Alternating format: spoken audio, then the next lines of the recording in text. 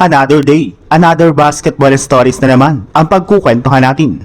At ngayon nga ay pag-uusapan natin ang balitang pag-alis na ni Kevin Durant sa Houston Rockets at ang balitang pagkuha ng Los Angeles Lakers kay Tobias Harris.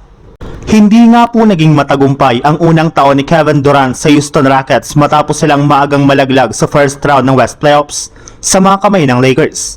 At dahil nga po sa nangyaring ito ay naging questionable na nga po agad ang kanyang future sa team, since napatunayan na nga po na mas maganda ang ipinapakitang performance ng Rockets sa tuwing hindi siya naglalaro sa kanilang lineup.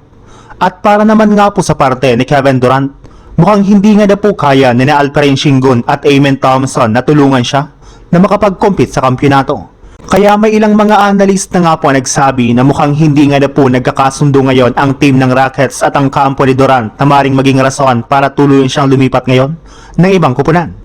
Naniniwala rin naman nga po ang isang NBA insider na kahit man nga po isang taon pa lang ang pananatili ni KD sa Rockets ay nalaroan na rin naman nga po nito ang kanyang last game sa kanilang kupunan.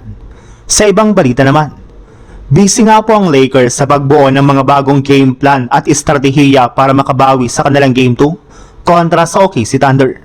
Kailangan nga po nilang ayusin ang kanilang opensa at maging ang kanilang depensa kung gusto man nga po nilang maitabla sa 1-1 ang kanilang serye bago pa man sila bumalik sa kanilang home court sa lugar ng Los Angeles. Pero kahit man nga po nakafocus ang buong team sa kanilang game, ay may mga nagsilabasang balita para naman nga po ngayon patungkol sa team na ilang mga move na magpapalakas sa kanilang lineup sa darating na offseason. At isa na nga po dito ay ang pagkuha kay Aaron Gordon mula sa Denver Nuggets sa pamamagitan ng isang trade. Bukod rin nga po dyan, kung hindi nga po nila makukuha si Gordon ay maaari nga po na kunin na lang nila si Tobias Harris mula sa Detroit Pistons. Marami nga na pong paraan para makuha nila ito either sa pamamagitan ng isang trade o di kaya sa pagsungkit nila sa kanya sa loob ng free agency market.